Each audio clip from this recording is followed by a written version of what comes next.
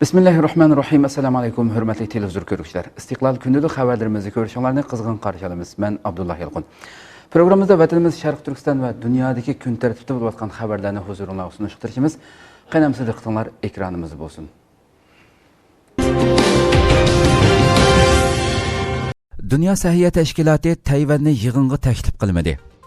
Dünya Səhiyyə Təşkilatı'nın bu ayda ötküzülməkçi bolğan yıllık yığınıga 10 günge yakın vaqt qalğan bolup, Tayvan hökuməti hazırgacha təklifnamə tapşırıb almagan.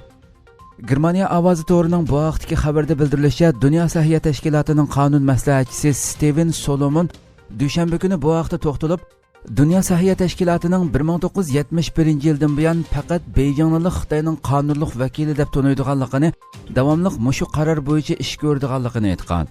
Shundaqla Tayvanning qatnashmasligini bosh kotib emas, balki tashkilotga a'zo 194 davlatning birlikda qaror qilganligini bildirgan. Tayvan taraf tunugun Dünya Səhiyyə Təşkilatını yuqum mezgilda Xitoyning kontrolligidan qutulishga chaqirgan. Shundaqla faqat Tayvan hukumatiningla Tayvan xalqiga vakillik qila oladiganligini ta'kidlagan. Dünya Səhiyyə Təşkilatı'nın bu yillik umumiy yig'ini 17 maydan 21 maygacha o'tkazilgan bo'lib, yig'inning yiqilishiga agishib Amerika ijtimoiy taratqullari orqali Tayvanga bo'lgan qo'llashini kuchaytgan. Tayvan 2009 yildan 2016 yilgacha kuzatuvchi sifatida Dünya Səhiyyə Təşkilatı'nın yig'iniga qatnashib kelgan. Ammo Tsai Ing-wen prezidentlikka saylangandan keyin Xitoy taraf Tayvanning turli xalqaro faoliyatlariga qatnashishiga to'salg'u bo'lib kelmoqda. Trump virus meselesida Xitoyga bo'lgan pozitsiyasini o'zgartirdi. Amerika prezidenti Donald Trump Xitoy virusining dunyoviy yuqumli kasallikka aylanishining javobgori deb ayblagan Xitoyning virusni qasddan ishlab chiqarmaganligini aytdi. Donald Trump New York pochtasi gazeti bilan tunugun o'tkazgan maxsus suhbatida Xitoy virusining dunyoviy tarqalishchan kasallikka aylanishining javobgorining Xitoy ekanligini bildirib, davlat bexatarlik ma'lumotlarida Xitoyda yomon ishlarning bo'lganligini tushunyapmiz. Bunun bilan yüzleşishimiz kerak. Xitoy buni, ya'ni bu virusni qasddan o'ttirg'i chiqarmadi. Biroq virus bir shaklda u yerdan chiqdi dedi.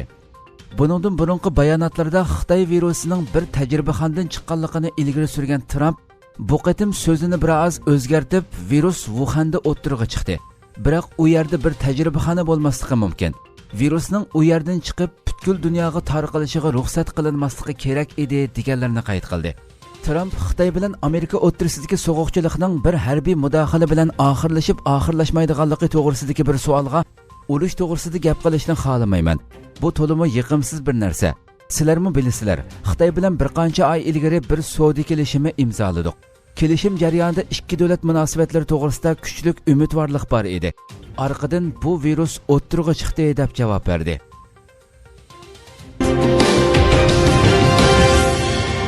G'ulji Aqsu temir yo'l qurilishining dastlabki loyihasi o'ttirg'i chiqdi. Xitoy tajovuzchilari Sharq Turkiston xalqini lager turmalarga zo'r turkumda tutqun qilib, jamiyatda qolganlarni atalmish ishga o'rinlashtirish nomida Xitoy o'lkalariga jiddiy surgun qilayotgan bir vaziyatda Sharq Turkistonda kuchab yo'l qurilishi qilishi xalqaro jamiyatning diqqatini qo'zg'agan edi.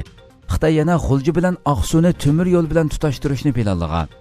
Tangritog' To'rining 4-may bergan xabarda ma'lum bo'lishicha, Xitoy Sharq Turkistonning G'ulji bilan Aqsuni tutashtiradigan temir yo'l loyihasining dastlabki xizmatini boshlagan. Egilishicha, yangidan yasalmoqchi bo'lgan G'ulji Aqsu temir yo'li Eli Qozoq avtonom oblasti va Aqsu viloyati tabasida bo'lib, bu liniya Eli Qozoq avtonom oblasti tabasidagi Jing Qo'rg'as temir yo'li Bo'lakay vokzalining Jing bo'lagidan boshlanib, janubga qarab ilgirlab, Qosh va Eli daryosidan o'tib Uysun teg'iga kiradi ekan. 19,9 kilometr uzunlikdagi tonel orqali Uysun teg'i 4 va 73 diviziya va Tekas noyisidan o'tadi ekan. Tekas daryosidan o'tib Ko'ksu daryosini bo'ylab Tangriteg'ining janubiga kiradi ekan. 21,8 kilometr uzunlikdagi tonel bilan Tangriteg'ining janubiga kirib, Bay noyisiga tutishadigan temir yo'li Yantoq quduq vokzaliga tutishadi ekan. Liniyaning umumiy uzunligi 346,88 kilometr bo'lib, G'ulji noyisi, To'qqiztara noyisi, Tekas noyisi, Bay noyisi, To'qsu noyisi qatorliqlarni besib o'tadi ekan. Ma'lum bo'lishicha, bu liniya Sharq Turkistondagi halqasimon temir yo'li to'rining asosli tarkibiy qismi bo'lib, Xitoyning bir balvoq bir yo'l savdo planining shimoliy yo'li bilan janubiy yo'lini tutashtiradigan muhim tugun ekan. Növbəti G'uljidan Aqsuga qatnaydigan yo'lovchilar poyezi 1600 kilometr masofani bosadigan bo'lib, G'ulji Aqsu temir yo'li yasalsa 600 kilometr masofani bossala Aqsudan G'uljiga borg'ili bo'lgan bo'lib, hozirgi masofadan 1000 kilometr qisqaraydi ekan.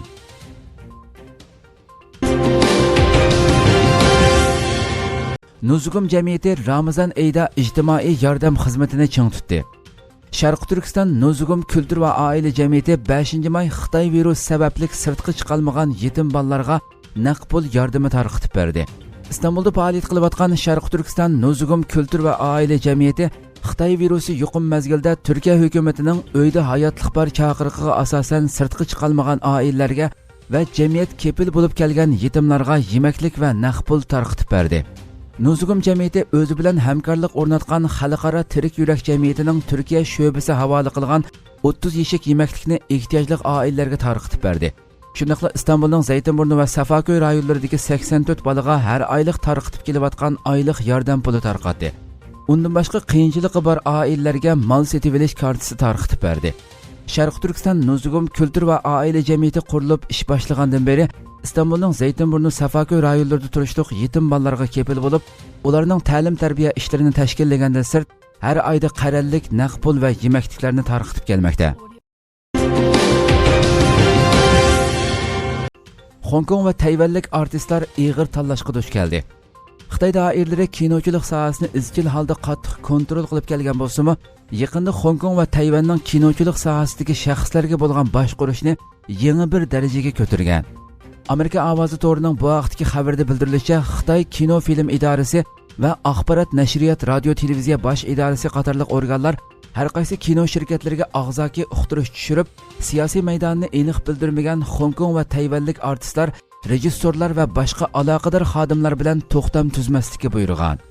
Yangi chiqarilgan qarorga asosan Hong Kong va Tayvanlik artistlarning va bu sohadagi aloqador xodimlarning 10 yilgacha ideyada durust bo'lish ahdnomasiga imzo qo'yishi kerakligi, ya'ni 10 yilgacha vatanni, partiyani suydigan so'z harakatlarda bo'lishi kerakligi, agar buningga amal qilmasa Xitoy tarafidan butunlay cheklanadiganligi va to'lam to'laydiganligi bildirilgan.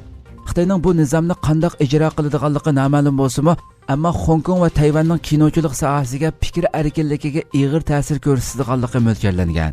Kinochilik sohasidagi bir qism shaxslar bu vaqtda to'xtalib, izchil holda Xitoy doiralarining nazorat va kontrol qilishiga uchrab kelganligini, burun ko'plagan kishilarning Xitoyni qo'llaydigan yoki qarshi chiqadigan so'z harakatlardan o'zini qochirib kelganligini, ammo bu yangi nizom e'lon qilingandan keyin barliq kishilarning o'z maydonini ifodalashga majburlanganligini bildirgan. Navbatda Xitoy doiralari bu vaqtda ifoda bildirib, bunday bir qarorning chiqarilganligini inkor qilgan. Ammo bir qism kishilarning bir tarafdan Xitoyda pul tepib, yana bir tarafdan Tayvanning mustaqilligini qo'llashiga yo'l qo'ymaydiganligini qo'shib qo'ygan. Turkiyadagi Xitoy virusi yuqumining eng yangi ahvoli. Türkiye Cumhuriyeti Səhiyyə Ministri Fahrettin Koca 5-may bir kun ichida Xitoy virusi bilan 59 kishining qazo qilganligini e'lon qildi. Fahrettin Koca kech soat 7da Turkiyadagi Xitoy virusi yuqumining eng yangi ahvolini e'lon qilib, virus bilan yuqumlandi deb gumon qilingan 33283 kishini tekshirish orqali bir kun ichida 1832 kishining virus bilan yuqumlanganligining aniqlanganligini, buning bilan Turkiyada Xitoy virusi bilan yuqumlanuvchilarning 129491 ga yetganligini, bir kun ichida 59 kishi qazo qilib, jami qazo qilganlarning 3520 ga yetganligini bildirdi. Səhiyyə ministri yana bugun davolanayotgan bemorlar ichida 5119 nafarning salomatligining asliga kelganligini, 1338 bemorning kasalining ig'ir ekanligini, yaxshilanayotgan bemorlar ko'rinarli ko'payayotganligini, kasali ig'ir bemorlarning ozayishga boshlaganligini, har xil oldini olish tadbirlari orqasida ahvolning yaxshilanayotganligini, xalqning oldini olish tadbirlariga amal qilib, bu vaziyatni qo'ldan ketkizib qo'ymasligi kerakligini ta'kidladi. Butun dunyoda Xitoy virusi bilan yuqumlanuvchilar 4 millionga yaqinlashdi. Xitoy virusiga oid sonliq ma'lumotlar yig'ilgan World Made Tour bekitining bugungi ma'lumotiga asoslanganda, butun dunyoda Xitoy virusi bilan yuqumlanganlarning soni 3,741,276 ga yetgan. Dunyo miqyosida Xitoy virusi bilan yuqumlanuvchi eng ko'p davlat Amerika bo'lib, 1,238,000 ga yetgan. İspaniyada 250,561 ga yetib, Amerikadan qolsa ikkinchi o'rinda turgan. Boshqa davlatlardagi Xitoy virusining eng yangi ma'lumoti tovandikicha.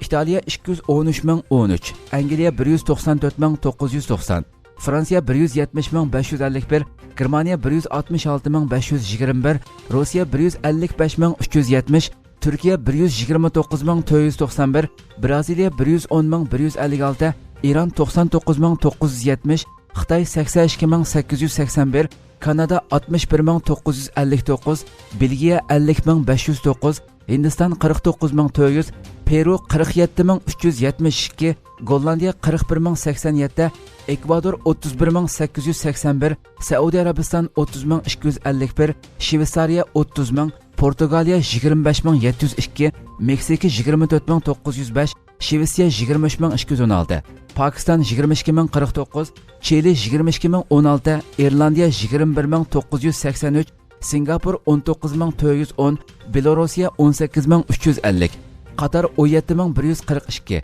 Yaponiya 16.420, İsrailiya 16.268, Avstriya 15.650, Arab Birleşme Xalifaligi 15.192, Polsha 14.431, Ruminiya 13.837, Ukrayna 12.697, Indoneziya 12.071, Bengal 10.929 ve Koreya 10.801.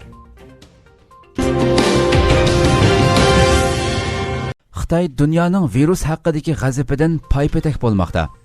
Reuters agentligining 4-maydagi xabarda aytilishicha, Xitoy virusi masalasida dunyodagi har qaysi davlatlarning Xitoyni ayiblash to'lqini yuqori pallaga chiqayotgan bir paytda Xitoy JX ministrligi qarmog'idagi Xalqaro munosabat instituti o'tgan oyda Xitoy rahbarlik qatlami, jumladan Xi Jinping va boshqa davlat rahbarlariga maxsus bir parcha dokumentni sungan.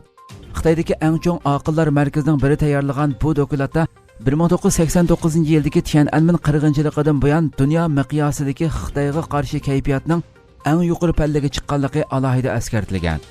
Bo'libmi bu qatimliq Xitoy virusi masalasida Amerika boshlamchiligidagi Xitoyga qarshi to'lqinning navbati Xitoy rejimini intayin nachar xalqaro vaziyatga mubtalo qilganligi. Bu sababdan ikki taraf o'rtasida ko'rilish ehtimolligi bo'lgan qurolliq to'qinishga tayyorlik qilib qo'yishning zarurligi ta'kidlangan. Reuters agentligi mazkur dokumentni ko'rishga muvaffaq bo'la olmagan. Ammo bu dokumentni ko'rgan, ismini oshkorlashni xohlamagan bir Xitoy amaldor Amerika-Xitoy munosabatining o'tgan mezgillardagi eng nachar vaziyatga tushib qolganligidek bu reallikning Beijingdagi oliy rahbarlikni xeyli obdalla paypatak qilganligini so'zlab bergan. Xabarda aytilishicha, bu qatimqi virus vabosidan keyin Amerika prezidenti Donald Trump ko'p qatim Xitoyning bu qatimqi virusning ziyon zahmatlariga javobgar bo'lishini ta'kidlagan. Buningga ulashib o'ttirg'a chiqqan Xitoyga qarshi fikr iqimida Xitoyning navbatda g'arb demokratiyasiga xiris va bexatarlik tahdidi paydo qilayotganligi alohida o'rin egallayotgan bo'lib, Xitoy rejimining Xi Jinping davrida o'zlarining harbiy quvvatini oshirishga ko'p taraflama tirishchanlik ko'rsatayotganligi eskartilgan. Ba'zilar bu holga qarab, so'g'uq munosabatlar urushi mazgildagi xalqaro vaziyatning alomatlari ko'rilishga boshildi deyishmoqda ekan. Hurmatli televizor ko'ruvchilar, shuna qilib bugungi xabarlarimiz mushada oxirlashdi. Atigi xabarimizni ko'rishgacha sizlarni Janobiy Allohga topshiramiz. Shuna qilib program oxirida ekran orqasidagi barliq xizmatdoshlarimga ko'pdan ko'p rahmat aytaman. Assalomu alaykum va rahmatulloh.